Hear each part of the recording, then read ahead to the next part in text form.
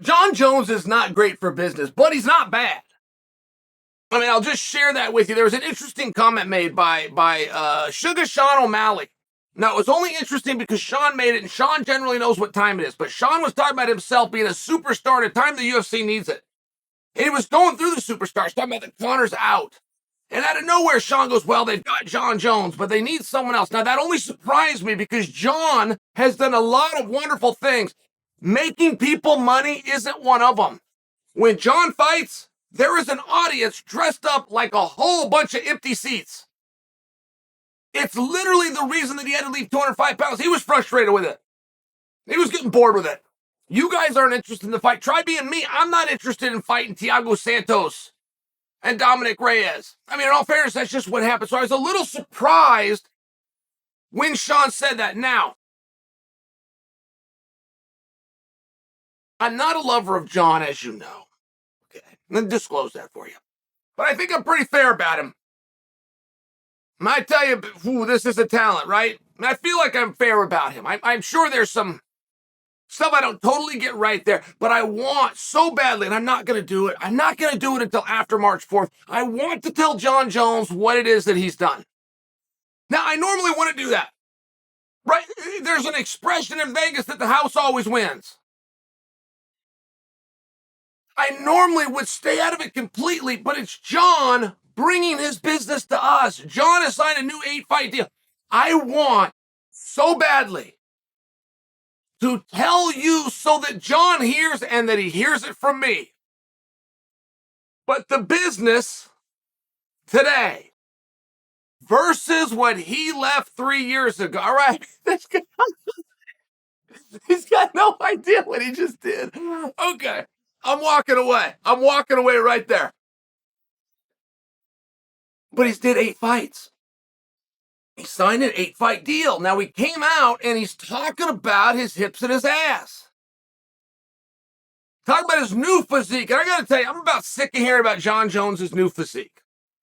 For a number of reasons.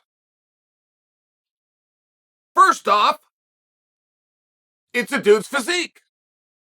And secondly, I don't know what's new about it.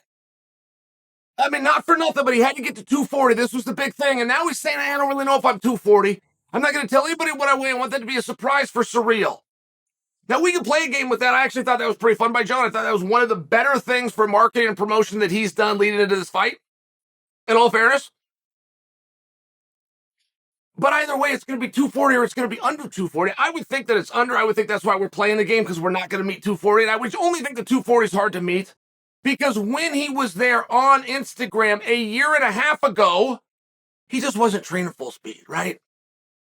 I could weigh 240. But then if I start training, right, Coach Clayton comes to town, all of a sudden I'm doing more exercises and I'm pushing, I don't weigh 240 anymore. It's just calories in to calories out. So I share this with you because it's weird to hear about a physique. It's not a new physique. Not according to his own Instagram. 18 months ago is where we got this, and we might not have held it. It might have come down. Okay, great. But he did do an 8-fight deal. And again, what his contract is, I'm out. It's all good. He brought in Richard. If you consult anyone in this business, aside from me, it's on you. What Jon Jones has signed and what he thinks, I got to hold the thought. I got to hold the thought until after March 4th. Let me share this. He's got an 8-fight deal, and he has come out now, today, for the second time, to let us know he's going to do 2 or 3 fights. And I just don't know how we reconcile these. Why are we even talking about an 8-fight deal? Now, this is a literal statement, not figurative, meant to tell a bigger story. A literal statement. I don't know what fight deal I had with the UFC. I had 3 different contracts over my career. I don't know how many fight won any of them. Not only do I not know, I don't even know how to find out. I guess you could go through and count it, or maybe there's a paragraph and it says that would probably make more sense. The fact that he's got 8 fights, the fact that he's telling people he's got 8 fights. Oh, and by the way, telling people he's going to do 2 to 3. Do you hear what 2 to 3 is? Now, I'm not really being critical of Jon. I don't think I'm right to be. There's things I can look at that he screwed up, but when it comes to whipping somebody's ass, I think in all fairness, I should probably have to defer to Jon. Whether I like that or not, I think I got to defer to him. But when he says 2 to 3, guys, do you want to know when 3 fights is a lot? Do you want to know when 3 fights is a crazy, crazy big number? Do you want to know when you think you're going to do 2? That's when the 3rd becomes an unbearable number. I'm going to go do 2 or 3 fights.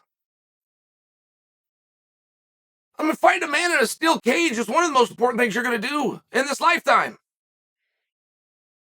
It's not right there with getting married, but it's going to take some serious thought. Are you going to go get married 2 or 3 times? Kind of important that you know how many, I would think. So he wants to advertise to the world he's got an 8-fight deal, which is what he had before he ever left. So I don't fully get why. I don't really get it. And the victory lap that him and Richard are on, I mean, it's really is going to be a beautiful moment. they signed a deal. They signed the deal that would have been a great deal 3 years ago when he knew the business. Oh, for heaven's sakes. Oh, I mean, come on. Where we are today versus... Okay. And my final thing that I will tell you. He is really set on fighting Stipe. I've got to tell you, I want to see that fight. I really like the Stipe fight. Now, I think Curtis Blades, skill for skill, is the most likely to beat him. And that's before you get into the, just how good is old Sergey Pavlik here. Just how healed up is Tom Lawler. Before you get to that, just for the real obvious and usual suspects. But I don't know that Curtis can get that fight. And Stipe could have got the fight in December, but didn't take it. I don't know what happened for the March. Stipe told Ariel Helwani that he was willing to do it, but he didn't get it. But that's an interesting detail. If that was the only detail we had, Stipe wanted to do it in March, and then we hear, hey, Stipe wants to do it next.